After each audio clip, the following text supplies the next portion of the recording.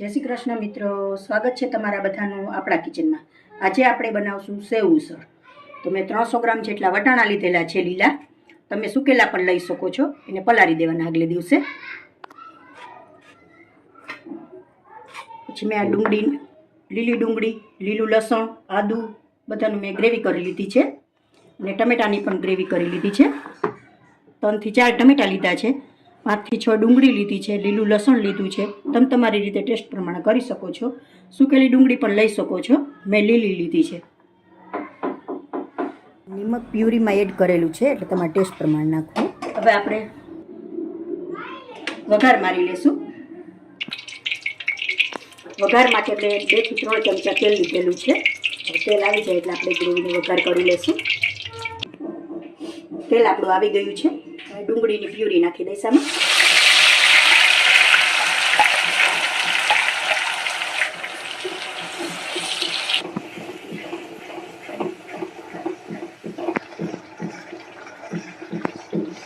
Puree કાચો test ન નીકળે ને ત્યાં સુધી ચડવા દેવી સરસ। એમાં તેલ થોડું વધારે હોય। ટમેટાની પ્યુરી નાખી દઈશું।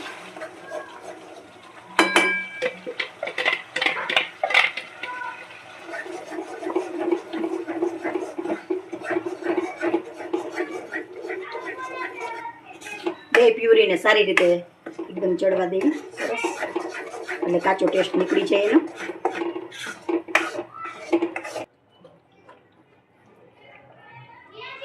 થોડું મરચું પાવડર નાખી દઈશું, 2 ચમચી જેટલું।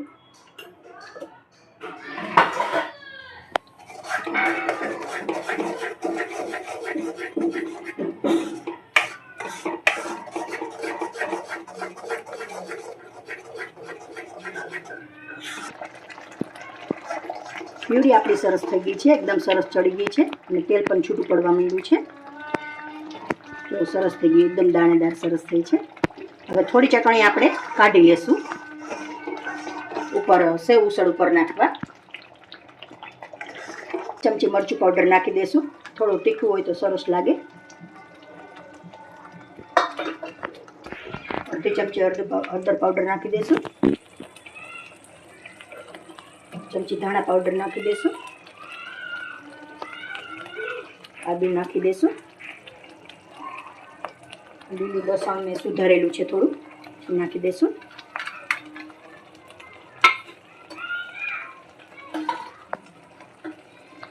સારી રીતે હલાવી લેશું। નિમક મેં બંને પ્યુરીમાં જ નાખેલું છે એટલે આપણે આમાં નહીં નાખીએ।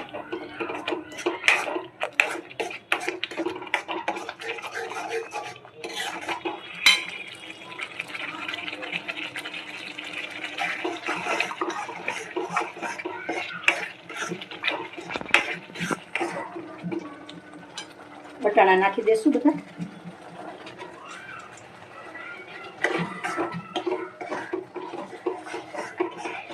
સારી રીતે મિક્સ કરી લેશું।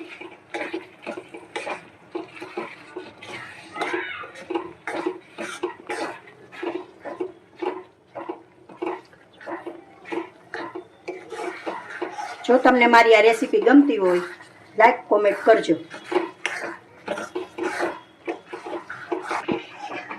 હવે આમાં પાણી નાખી દઈશું, આમાં રસો ફૂલ હોય એટલે મેં થોડું ગરમ પાણી લીધેલું છે। ગરમ પાણી નાખવાથી કલર ને ટેસ્ટ એવો ને એવો સરસ રહે છે। જે આપણી ગ્રેવી જાડી છે થોડી પતલી કરીશું।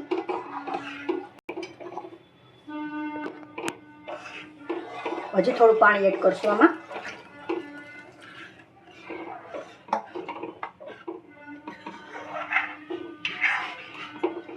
અને સારી રીતે ઉકળવા દેશો। હવે ગ્રેવી આપણી સરસ થઈ ગઈ છે, એકદમ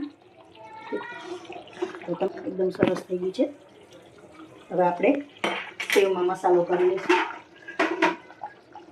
મસાલા સેવ બનાવી લઈશું।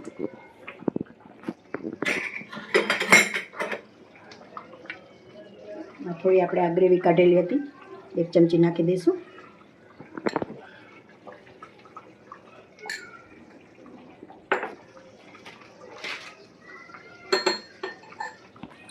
1 ચમચી ઉસળ મસાલો નાખેલો છે. 1 ચમચી લીંબુ નાખી દઈશું. હવે મિક્સ કરી લઈશું સારી રીતે.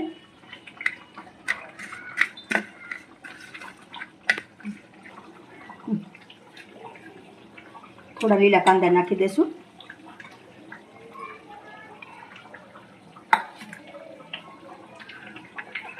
તૈયાર છે આપણી મસાલા સેવ. હવે આપણે સર્વ કરી લઈશું. તૈયાર છે આપણું સેવ ઉસળ. હવે આપણે સર્વ કરી લઈશું.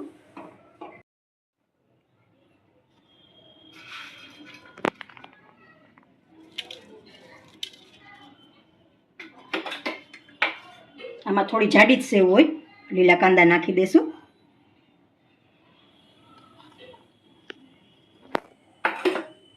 નાખી દઈશું.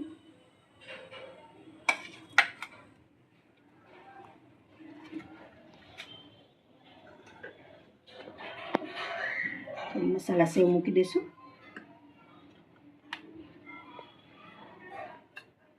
આ સેવને તમે જમવા બેસો ત્યારે જ બનાવીને તો થોડી પોચી પડી જાય. મસાલા સેવ